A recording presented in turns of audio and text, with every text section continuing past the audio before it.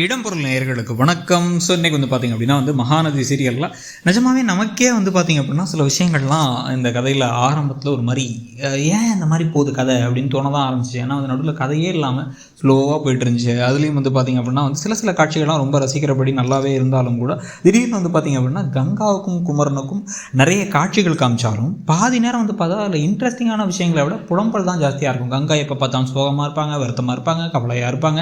அதுக்கப்புறம் யார்ட்டே எரிஞ்சு விழுந்து இருப்பாங்க அப்படிங்கிறதே காமிச்சிட்டு இருந்தாங்க. ஏங்க இப்பயே காமிச்சிட்டு இருக்கீங்க கதையில் அப்படிங்கிற மாதிரி நமக்கே தோணிட்டு இருந்த சமயத்தில் தான் இப்போ பார்த்தீங்க அப்படின்னா கதையில் கொஞ்சம் அது டக்குன்னு அடுத்த விஷயங்களை கொண்டு ராகினியை உள்ளார கொண்டு பசுபதியை உள்ளார கொண்டு அது இல்லாமல் இந்த பக்கம் கங்காவே இப்போ கொஞ்சம் கொஞ்சமாக காவேரியை புரிஞ்சுக்கிற மாதிரி காட்சிகள்லாம் இனிமேல் வரப்போகுது.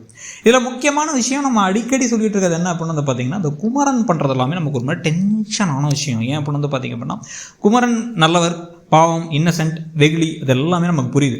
ஆனால் அதே சமயத்தில் அவருடைய தவறால் தான் இப்போ கங்கா காவேரி மேலே அப்படி ஒரு கோபத்தோடையும் வெறுப்போடி இருக்காங்க. என்ன நினச்சிட்டு இருக்காங்க, தன்னுடைய தங்கச்சி ஹாஸ்பிட்டலில் இருக்கும்போது இவங்க பேசாமல் போய் ஒரு ஓடி போய் கல்யாணம் பண்ணிட்டாங்க. அது மட்டும் இல்லாமல் ஊரில் கொடைக்கானலில் ஒரு லவ், இங்கே ஒரு லவ்னு சொல்லிட்டு ஒரு பணக்கார பையனை பற்றி திடீர்னு நம்ம யாரை பற்றியும் கண்டுக்காமல் போயிட்டா அப்படின்னு நினைக்கிறாங்க.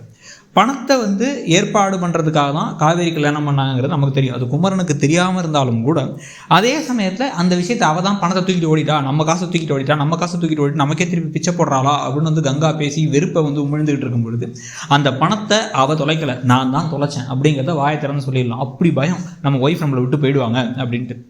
அந்த அளவுக்கு பயம் இருந்து என்ன வாழ்க்கை ஒழுங்காக ஒரு விஷயத்தை ஓப்பனாக சொல்லணும்ல.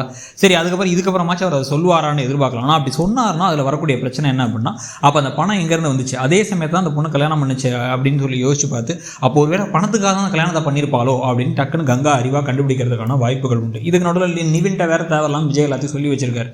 அவர் வேறு என்னைக்கு எந்த குட்டிகளாட்டா பண்ண போகிறாரோ தெரியல. இதில் ராகினிக்கு வேறு நிவின் ஒரு சந்தேகத்தை கொடுத்ததுனால அவங்க அந்த வீட்டுக்கு வந்ததுலேருந்து கண்ணில் விளக்கெண்ணெய் ஊற்றிட்டு இவங்க ரெண்டு பேரும் எப்படி இருக்காங்க, விஜயும் காவேரி ஒரிஜினலாக காதலர்களா இல்லை பார்த்தீங்க அப்படின்னா இந்த சந்தர்ப்ப சூழ்நிலை கல்யாணம் எப்போலாம் பிச்சுட்டு போய் திருப்பி நிவினோட சேர்ந்துருவாளா காவேரி அப்படின்னு சொல்லிட்டு தேடிக்கிட்டே இருப்பாங்க.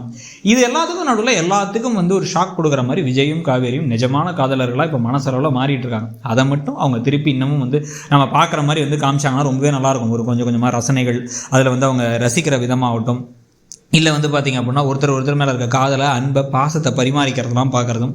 இந்த ஃபங்க்ஷன் முடிஞ்சதுக்கப்புறமா ரெண்டு பேரும் ஒன்றா பேசிகிட்டு நீ ரொம்ப அழகாக இருந்த காவேரி, இன்றைக்கி எனக்கே அவனை பார்த்தாலே அவ்வளோ பிடிச்சிருந்துச்சு அப்படிங்கிற மாதிரிலாம் எதையாச்சும் ஒரு விஷயத்தை அவர் சொல்ல அவங்க உடனே வெக்கப்பட அப்படிங்கிற மாதிரி அவங்களுடைய ரொமான்ஸ் போர்ஷன் கொண்டு அதே சமயத்தில் ரொமான்ஸ்னால் வெறும் ரொமான்ஸ் மட்டும் இல்லாமல் ஒரு அண்டர்ஸ்டாண்டிங்கோடு சேர்த்து ஒரு புரிதலோடு அவங்க ரெண்டு பேரும் நம்ம ஒன்றாவே இருந்துடலாம் அப்படின்னு நினைக்கிற மாதிரி ஒரு கட்டத்துக்கு போகிறத எப்படி நடக்க போகுதுங்கிறத பொறுத்து இருந்து பார்க்கலாம். நீங்கள் அந்த கதை எப்படி போகுதுன்னு நினைக்கிறீங்கிறத சொல்லுங்கள். தேங்க்யூ. இடம்பொருள் நேயர்களுக்கு வணக்கம். ஸோ இன்றைக்கி பார்த்திங்க அப்படின்னா மகாநதி சீரியலில் நிஜமாவே நமக்கே பார்த்திங்க